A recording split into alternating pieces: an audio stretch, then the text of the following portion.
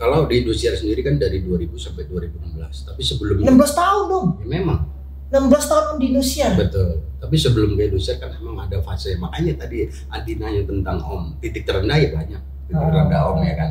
Sering kali mengalami hal itu. Karena Om merantau, maksudnya pergi dari daerah, pengen tahu Jakarta seperti apa sih. Pasti orang IP-nya pengen lihat Monas. Terus Om bisa ngeliat dia dari 10 besar, 3 besar sampai juara di A. Apa yang terbayang dari otak Om? Wah, Nestiti juara. Ya kalau itu memang kualitas, maksudnya memang bukan yang lain tidak. Maksudnya mungkin kalau di Indonesia sendiri kan memang mereka kan di audisi dijuriin dengan juri-juri profesional ya.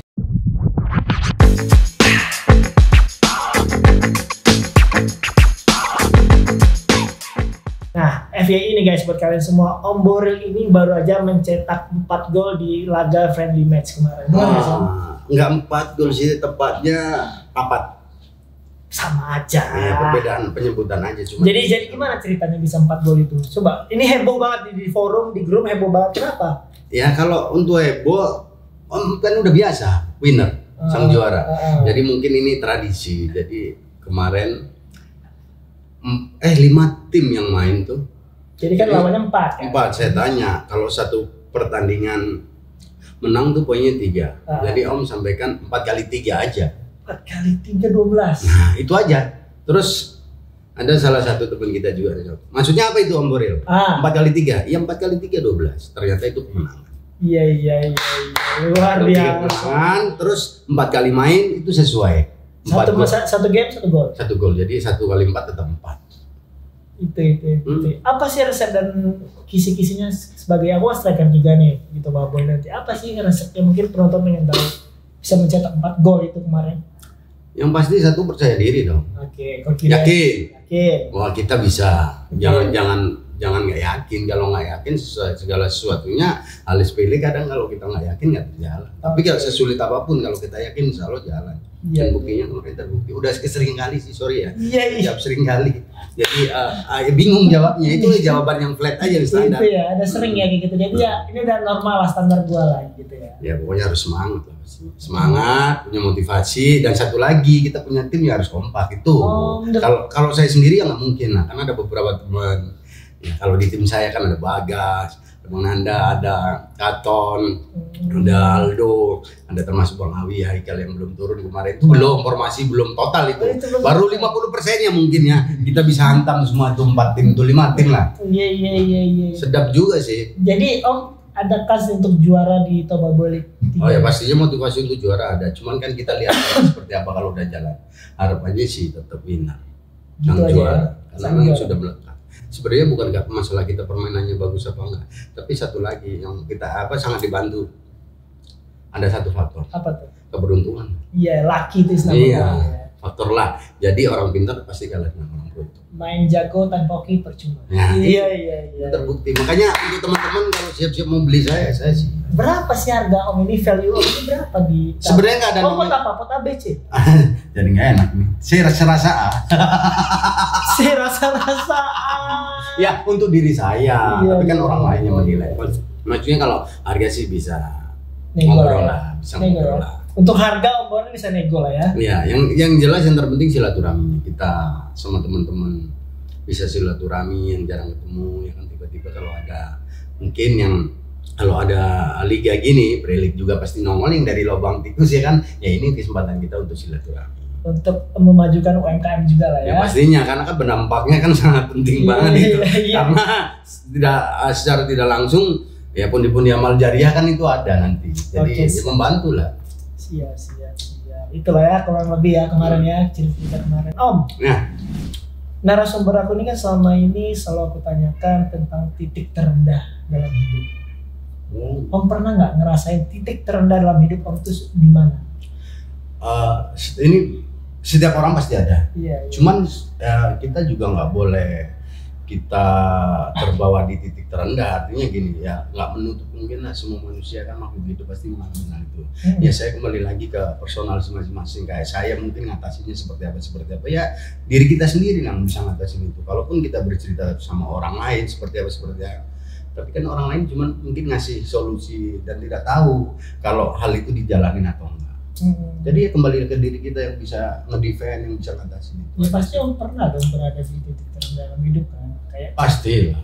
Kayak misalnya Om nggak punya kerjaan sebulan, setahun, kayak wah kok gua gini-gini aja ya gitu. Pernah nggak di momen itu? Kalau masalah pernah jadi anak apa nih ya Mas? Ya anak jalanan pasti. Anak jalanan ya, pernah lah, maksudnya memang kadang manusia itulah kita nggak tahu kan kedepannya seperti apa dan jadi apa. Tapi kalau dalam diri kita bisa berani merubah kan diri kita. Kalau orang lain hanya menyarankan, tapi kalau diri kita tidak mau merubah, tidak mau tergerak dan nggak mau bergerak, ya udah kita akan ada di fase itu terus. Tapi kalau kita berani ya insya Allah. Yang penting hal yang positif. Berarti pernah ya berada di titik terendah, pernah ya? Bukan pernah lagi, seringkali, cuman ya udahlah. Ya perjalanan proses hidup kan.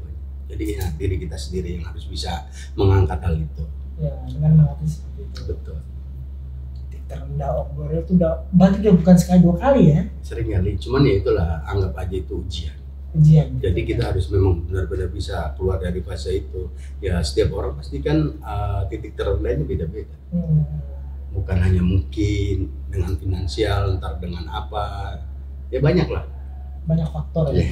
Nah Om kan sebelum megang Dede, Om di Indosiar dulu. Betul. Gimana ceritanya bisa sampai di Indosiar itu dari anak jalanan? Di jalanan tahun berapa? 97 akhir sampai 2000 awal. Nah gimana Om ceritanya bisa ke Indosiar waktu itu? Om cukup lama kan di Indosiar kan? Cukup. Kalau di Indosiar sendiri kan dari 2000 sampai 2016. Tapi sebelumnya 16 tahun dong. Ya memang. 16 tahun Om di Indosiar. Betul.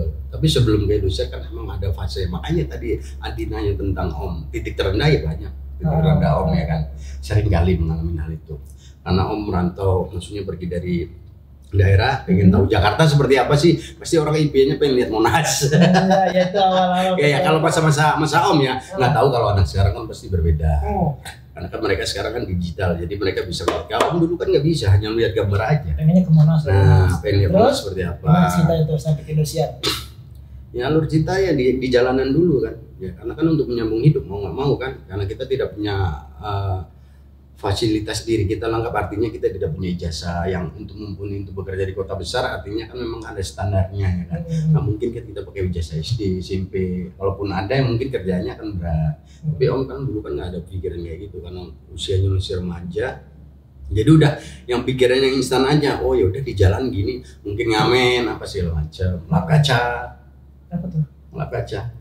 Lap kaca? Iya. Sempat di momen lap kaca Om? Di lampu merah. Di jalan itu? Ngamen. Terus? Ya banyak hal-hal kayak gitulah. Mungkin ya mohon maaf nih ya, mungkin ya pastikan mohon maaf nih, ini kan dulu berbau kriminal juga, artinya kan memang Om untuk membela perut, mau nggak mau kan membela perut. Iya, karena kan siapa yang peduli dengan perut Om kalau bukan diri Om. Jadi apapun, karena Om punya basic yang memang masih minim dan Om juga masih remaja, masih yang pengen tahu jadi diri lah seperti apa, akhirnya ya udah terjun apapun yang dilakukan asal Om makan. Artinya dalam hal yang tadi negatif seperti kayak mungkin mencuri apa tetap, karena kan Om memang di jalan itu kan melihat tidak ada yang meminit. Nah alhasil saya ketemu orang, bapak angkat saya itu usia siapa? Udah almarhum Pak Emi Afandi. Terus? Dulu dia tuh ada di manajer perusahaan dia. Terus memang dulu Indosiar kan ada programnya. Apa? Rumah singgah. Pertama Om ditawarin, Om juga masih bolak-balik Indosiar, jalan Indosiar karena sangat susah menghindarin, maksudnya ngelupain yang di jalan, karena kan memang kebebasan itu ada di jalan. Jadi Om agak sedikit tersekat kalau memang Om hidup di kehidupan orang normal layaknya gitu. Jadi kalau di jalan kan bebas sebebasnya, mau bangun, mau mandi, mau apa kan terserah kita, nggak ada yang larang. Kalau kita di kehidupan orang normal mungkin ya kan mandi apapun di usia segitu kan harus diikutin, kalau nggak kita dimarahin. Kalau di jalan bebas, siapa yang mau marah, kita lawan yang mau marah. Nah hasil dari situ diajarin untuk bekerja, tapi agak susah juga Om tuh beradaptasi di Indosiar. Oh iya. Kenapa? Iya kan memang kalau di lingkungan orang hidup normal itu kan di apa-apa diatur, kontrol ya. Jadwal ini sih ya, ibadah, terus suruh belajar ini. Mungkin dulu juga saya diajarin tinju juga, diajarin olahraga tinju, termasuk ya olahraga banyak lah, futsal apa segala macam. Cuman kan nggak betah karena kan biasa kehidupan kita di jalan bebas yang tiba-tiba diatur ya butuh proses juga. Nggak mungkin lah. Kayak Adi sendiri mungkin kalau di fase Om juga ngerasain gitu loh. Maksudnya bisa merasakan apa yang Om rasain kan. Artinya memang ya udah butuh kebebasan. Tapi pelan-pelan. Akhirnya dengan seiringnya waktu Om berpikir. Mindsetnya emang harus diri kita sendiri sih. Nggak bisa orang lain. Kalau orang lain kan cuma menyampaikan aja. Lu nanti jadi begini kalau gini. Lu jadi begini gitu. Tapi Om ada suatu saat Om renung juga.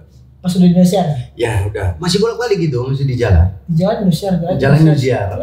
Kenapa Om susah banget untuk ngelepasin jalan Om? Ya karena memang kalau kehidupan jalan itu kan memang bebas. Tidak ada larangan. Kita mau mandi, mau bangun jam berapa. Nggak ganti baju. Om pernah bahkan seminggu nggak ganti baju. Bukan karena nggak ada uang. Uang ada, cuman kan lebih ke untuk hal-hal yang namanya di jalan ya untuk hal-hal yang negatif, minum apa segala macam gitu. Jadi nggak ngurusin itu badan, yang penting diri kita happy. Jadi ya itu larangan itu sebenarnya kalau bukan mahal di jalan itu sebenarnya ya mungkin faktor yang biasa disampaikan dilarang apa-apa, kalau di jalan itu bebas. Jadi Om perlahan berpikir juga orang itu bisa seperti itu. Kenapa saya enggak? Apa kekurangannya? Oke. Di saya, di diri Om sendiri. Akhirnya Om berpikir bisa kok bisa. Mereka sama-sama manusia. Mereka makan nasi, Om makan nasi. Kenapa enggak? Kita derajatnya kalau di hadapan Sang Alik sama. Om berpikirnya gitu. Karena Om dulu rumah singgahnya kan dekat tempat ibadah di masjid ya kan. Jadi perlahan-lahan hanya berpikir, gua harus bisa. Sebenarnya Om harus bisa dalam arti Om. Nggak mungkin Om harus kayak gini. Mereka kan sama Om, sama-sama manusia. Iya. Om pikirnya ke situ. Perlahan-lahan sifat di jalan ini dibuang. Artinya mungkin dulu waktu di Indonesia sendiri Om sebenarnya sudah bisa membedakan. Artinya gini, kalau di jalanan itu seperti ini tidak bisa dibawa di tempat yang seperti ini.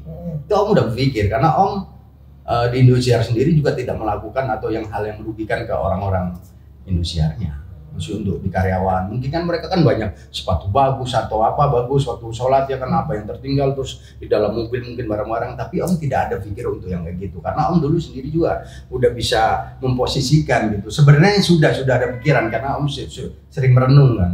Artinya ya itu bukan hal yang baik kalau gue lakuin gitu kalau Om lakuin. Jadi yang di jalan ya kok nggak benar-benar Om bedakan. Itulah. Om dulu sendiri memang di jalan itu agak susah gitu ya. Tapi Om kembali ke kehidupan orang normal ya Om harus ikutin. Om sudah berpikir itu. Makanya Om di Indonesia sendiri biarpun Om basicnya memang bukan basic sebenarnya. Om pernah bukan pengalaman juga sebenarnya di jalan. Om pernah mengalami hidup di jalanan seperti itu. Om nggak mau hal itu terjadi di kehidupan Om yang baru. Perlahan-lahan tuh dikasih kegiatan di Indonesia. Bantu yang awalnya Om kan memang punya basic untuk secara kerjaan langsung, secara ijazah kan Om juga minus kan. Memang tidak ada ijazah Om cuman SMP, melanjutin juga tetap di Jakarta di sini perlahan di sekolahin juga. Ya akhirnya berjalan itu seiring waktu di tahun 2000 akhir tuh udah mulai diajak bekerja, syuting sana, syuting sini, syuting sana, syuting sini, bantu sampai 16 tahun itu. Jadi makanya dulu kalau di Indonesia ya mohon maaf nih, memang tidak ada batasannya saya. Artinya memang saya anak singgah Indonesia. Dulu karena memang salah satu dirut Indonesia yang dulu ya bukan sekarang. Itu menyampaikan memang mereka ngumpulin orang-orang di jalanan. Anak-anak jalan, anak jalanan itu untuk dididik di Indonesia artinya dikasih rumah singgah, tempat tinggal. Jadi mereka pun ya mungkin yang muslim kayak saya di tempat ibadah di masjid, yang muslim tetaplah pengajaran itu, ilmu itu tetap dikasih, dibimbing juga, olahraga, jalan-jalan, ya gitulah dikasih ya banyak edukasi. Nah Om, selama di Indonesia kan nggak mungkin punya ngurus lah kehidupan karir pernah ngerasain kayak wah gua di Indonesia terus nih kayak gimana ya, gua nggak ini nih kayak gak kepikiran untuk rumah tangga. Om baru kan nikah kan, baru ini kan tahun 2020 2 tahun baru nikah, sementara Om 16 tahun nikah gitu. Gimana perasaan Om pas gitu, pas menghadapi sebenarnya berjalan aja. Om juga punya keyakinan. Maksudnya kalau untuk masalah jodoh ya pasti kalau Tuhan sudah yakin dengan diri saya. Kalau diri saya kan yakin selalu ini ya, saya pasti nanti punya pasangan. Tapi kan jodoh kembali lagi kita mencari, dan kalau Sang Halik itu nggak meyakinkan kita bisa, ya itu nggak akan terjadi. Jadi mungkin Sang Halik kasih keyakinannya buat diri saya bahwa yakin nih, Boril ini bisa nih tahun 2020 kemarin dapat pasangan. Nikah. Emang kalau rezeki itu jodoh, rezeki jodoh itu udah ada yang ngatur ya. Ya betul, kita berusaha aja, berdoa, ikhtiar lah. Artinya yang hanya berdoa aja. Kalau kita nggak berusaha juga minus hasilnya. Tuh guys, harus di komposisi itu harus benar-benar, maksudnya ya bukan all in sih, tapi setidaknya ada hal-hal itu.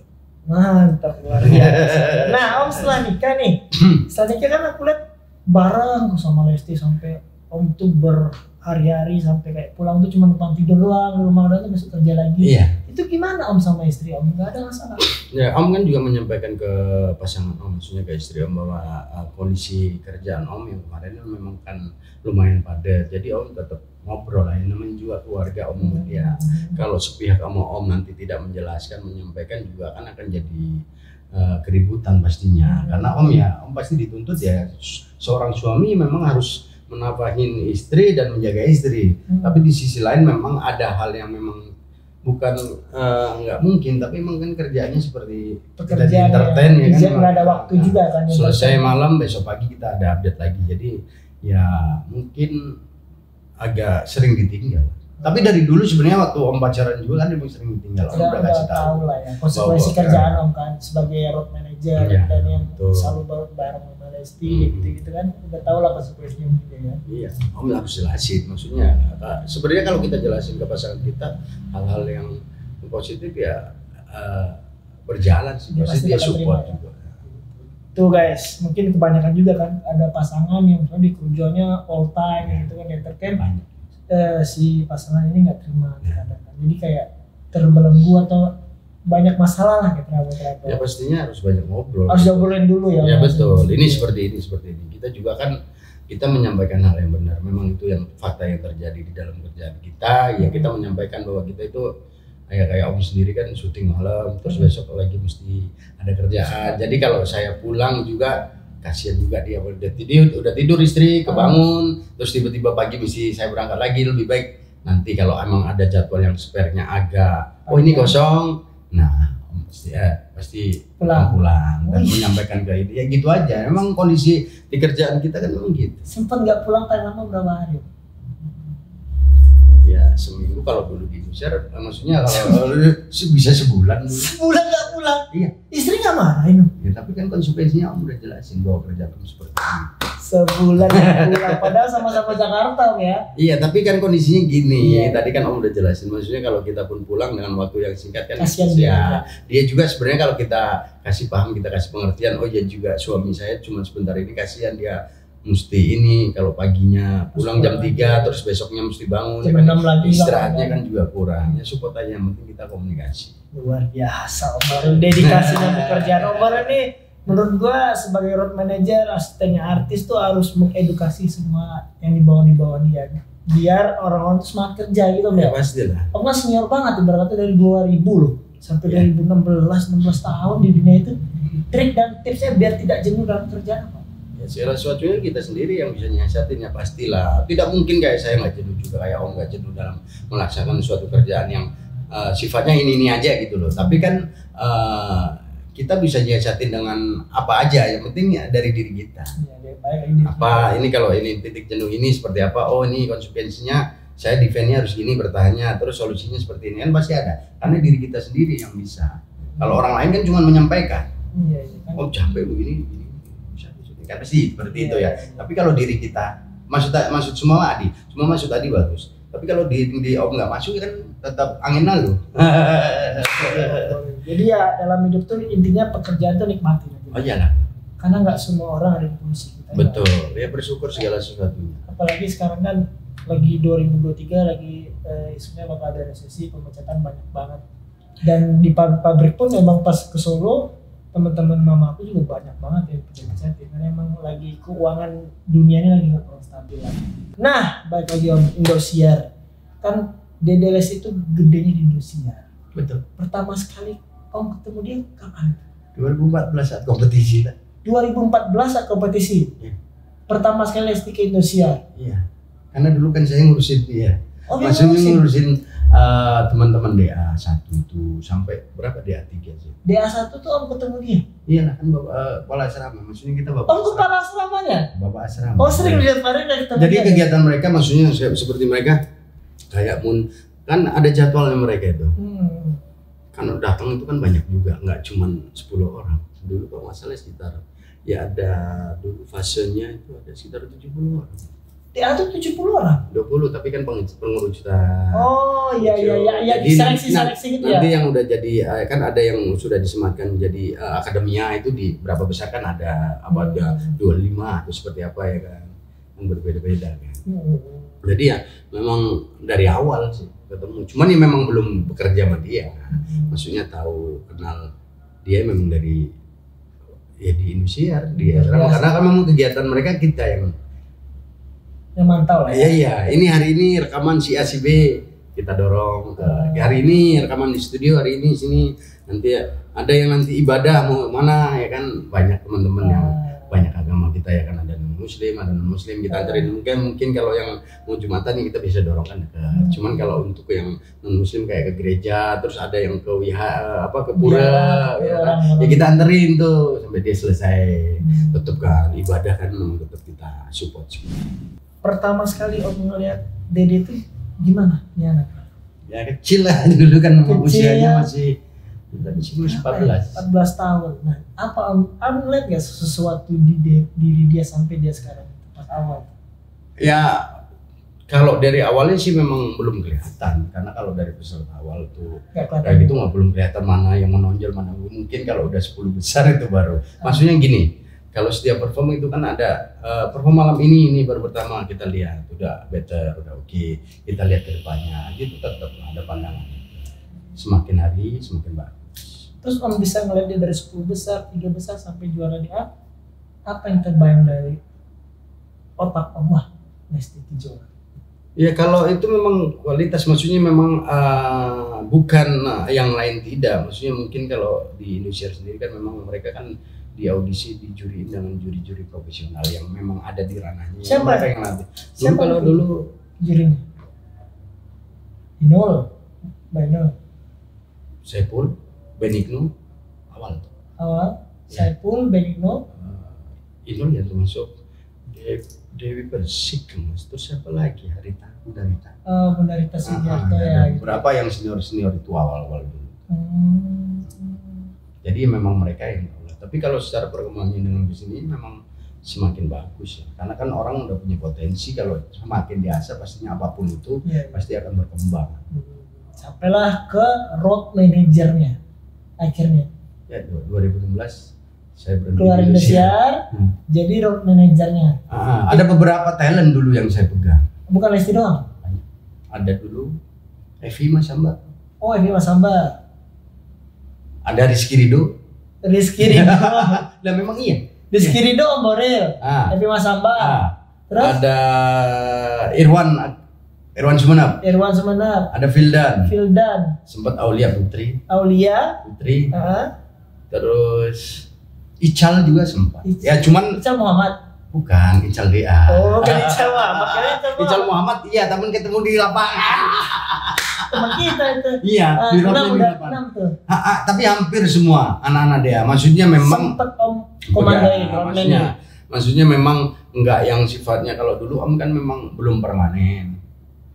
Belum di satu artis gitu. Jadi hampir semua kalau Om jadwalnya kosong, besok ada si artis A, artis B, yang lihat jadwal aja, Om ikut aja. Jadi hampir semua sih kalau ditanya untuk pernah jadi road manager siapa sih, hampir mayoritas. Cuman ya mungkin ada yang satu artis cuma 2 kali, karena ada yang 3 kali, ada yang lama. Mereka ini kan di bawah naungan manajemennya si ini kan. Jadi kan Omnya kerja di sini, jadi Om yang diutus gitu. Yang paling berkesan dalam hidup Om sampai sekarang road manager. Dijawab. Jawab dong. Paling berkesan. Ini kan ya menurut Om aja, opini Om aja. Ya kalau berkesan banyak, semuanya berkesan. Semua berkesan. Iya. Gak mungkin lah, pasti ada satu dong. Semua. Berkesan maksudnya memang kadang-kadang gini loh, bukan tidak berkesan atau berkesan, tapi kalau menurut Om semua berkesan karena kan memang tipikal orang ini berbeda-beda. Artis itu kan sama kayak kita manusia, kan nggak mungkin satu kepala itu sama dengan kepala Om, kepala Adi kan sama kan nggak mungkin. Ya itulah itu yang berkesan di situ, bisa membaca karakter orang. Wah kerjaan ini gini. Ya. Tapi kalau intinya sih baik semua. Cuman kita bukan tingkat kesulitan kerjaan, tingkat kesulitan pemikirannya talent masing-masing berbeda. Jadi Om tahu. Jadi kalau misal talentnya kayak gini, wah gua harus mengikuti ya, betul. Jadi jadi kan nggak semua sama. Makanya Om tadi bilang kita yang berdekatnya satu kepala sebelahan aja kita susah ya kan. Jadi ya unik lah, berkesannya ya saling memahamin banyak kepala orang. Nah, sama Dede Lesti kan Om pernah cerita juga dulu kalau pernah road tour ke Taiwan, ke Singapura, Malaysia, sampai ke luar negeri. Om kangen gak sih kayak gitu? Kangen gak Om tur luar negeri? Atau kan tur kota nih? Ya pastinya, tapi ya mungkin ada. Ya rasa kangen ada ya, cuman ya udahlah kita menikmatin aja, maksudnya yang ya apapun itu yang sekarang. Ya pastilah rasa kangen itu adalah untuk ya over ke daerah. Pasti. Paling berkesan di daerah, nggak mungkin kalau semua berkesan, pasti ada sesuatu. Apa nih Om of Air nih, ke daerah mana, ke negara mana? Ini Adi Ros ya. Pinter kan saya kan? Adi Ros ini. Tambah prompter dan tambah ini ya. Nggak semuanya pasti berkesan. Iya. Jawaban paling aman. Bukan paling aman. Saya juga nggak adil dong kalau nggak aman. Tapi memang yang Om jalani itu semuanya pasti berkesan. Cuman berkesannya pastikan tingkatannya berbeda. Bukan harus ini berkesan yang baik ini enggak. Tapi tingkatannya masih berbeda. Paling ribet kalau ke negara mana lagi off air, nyanyi bareng Dede. Pasti kalau ada paspor harus gini. Oh ya pastinya yang kita yang sifatnya memang harus ada visa kan. Karena gini, ada beberapa negara yang kita kunjungi, ada yang kita nggak pakai visa kalau cuma holiday ya. Holiday. Cuman kalau memang kayak Taiwan, karena ada beberapa negara yang harus benar-benar visa kerja kan, bukan visa holiday. Kalau kita visa holiday kita selesai. Di situ kan merasa dirugikan negara itu kan, karena kita nggak bisa balik. Kita berusaha dengan hukum. Negara mana itu? Taiwan, Hong Kong aja ribet. Kan? Taiwan, Hong Kong agak ribet. Ya, pas konser di sana. Maksudnya secara administrasi juga harus lengkap. Itu paspornya, visanya harus bisa kerja, nggak bisa visa holiday. Visa holiday kita selesai. Selesainya ya kita di situ kan tiba-tiba kita ngambil keuntungan. Bisa ditangkap kan? Ya, bukan ditangkap lagi. Nggak boleh Pak. Iya. Seperti ini. Karena kebijakan negara masing-masing kan beda. Dan di Hong Kong dan di Taiwan itu biasanya makan apa? Kalau aku paling ribet tuh kalau soal makan tuh kalau biasanya gini, kita kan ada teman-teman kita yang cari rezeki di sana bisanya kan ya. Maksudnya teman-teman yang bekerja ini kan di sana punya organisasi, punya perkumpulan ya, mungkin kita bisa buy request. Mereka masakin, kita cariin gitu ya. Kalau untuk makanan yang umumnya mereka kan emang nggak susah kan. Apalagi kalau mohon maaf nih, kalau di muslim sendiri harus halal kan. Jadi intinya kita tetap semangat aja, nikmatin pekerjaanmu, jalanin aja lah.